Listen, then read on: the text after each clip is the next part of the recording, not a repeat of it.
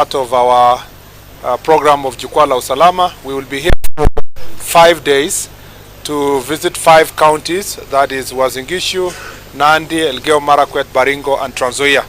And that will take us to more than half of the Rift Valley region in terms of our visit.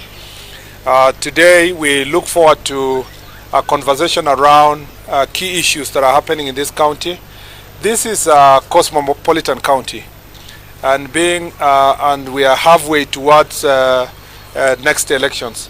So one of the most key issues here we are looking up to is social relations among various communities that live in this county. And we are happy to report that for now a quite good period of time, the people of Uasin Gishu have continued to live in peace as one united people of Kenya. This is a city. It has everybody who comes from Kenya and also beyond. This is an international city. We have also non-Kenyans who live in this city. This city also is very significant, and as I said, in terms of fostering good relations among various communities. One of the security concerns for us here is a few elements that are inciting members of public and inciting communities against each other. One of the things that I have told the security team is to be very firm with anybody who is making inciting remarks against any community or any person.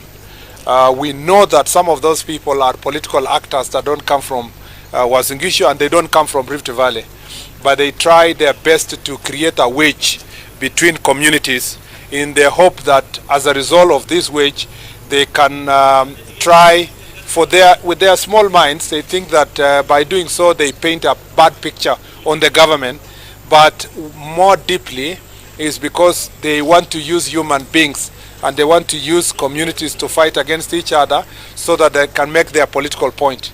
We are going to be ruthless against those political actors. Some of them attempted during the 25th June protest or attempted protest and the 7th of July. And they tried to bring goons from other counties, from Nakuru, from Laikipia, from Trans Nzoia, to come and try to cause chaos in this county.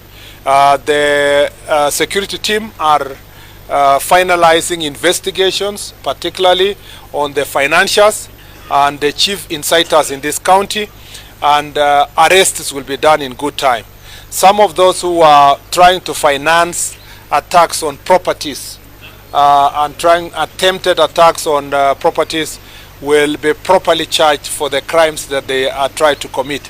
I reiterate, because I have seen my Law Society of Kenya leadership, and as a member, I totally disagree with those who want to make it lighter. They want to make it look cheap when we say that people who are burning courts, burning police stations, burning businesses with petrol bombs, stealing guns, burning houses for police officers, burning vehicles for county government and for burning supermarkets, looting people's businesses. All those people are properly defined in the Prevention Terrorism Act of the Republic of Kenya. They are defined to be terrorists because they have committed acts of terror. And if we find them attempt to do so, even in this city, we are going to charge them for what it is. We want to make sure, and I want to tell the Law Society of Kenya not to always be on the side of the criminals. They must be on the side of Kenyans. They must be on the side of preventing crimes in this county, in this region, and the Republic.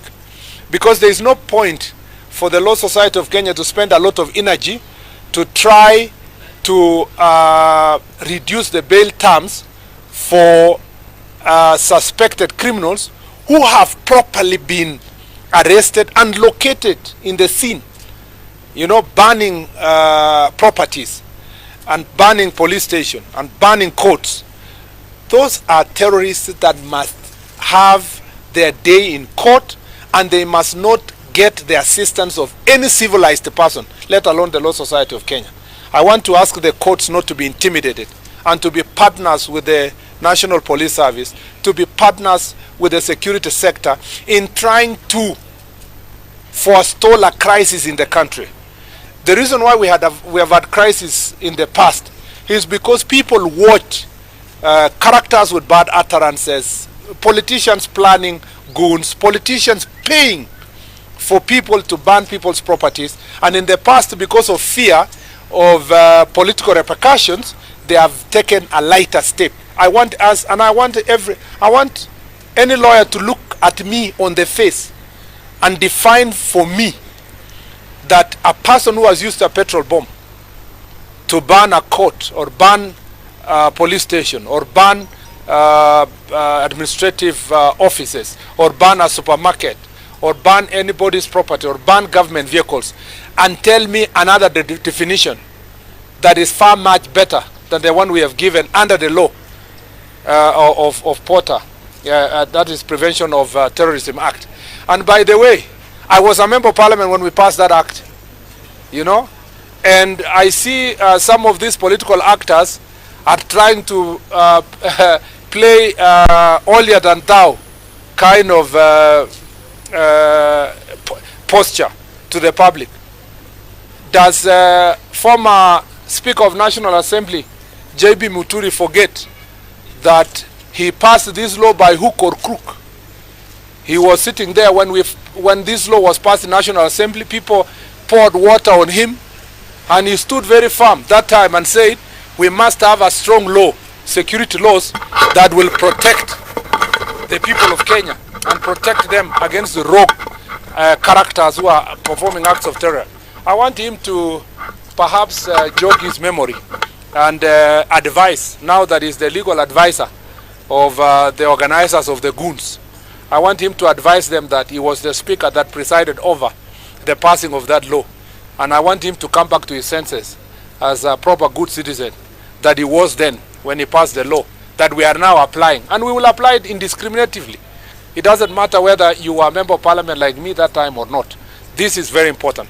And I want to give clear warning to all politicians operating in this county. It does not matter which political side you are in. It doesn't matter whether you are an aspirant or holding office. If we find you making insightful statements against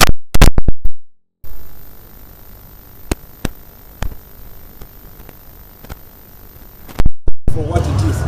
I know there are some people who are trying to intimidate judges, magistrates, so that they can give lighter bail terms and lighter sentences.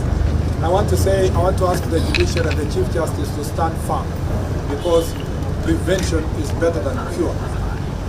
We don't want people to cause silly activities here. And those people who are being ferried from other counties to come and cause chaos in Wazingishu, we will arrest you far before you get here.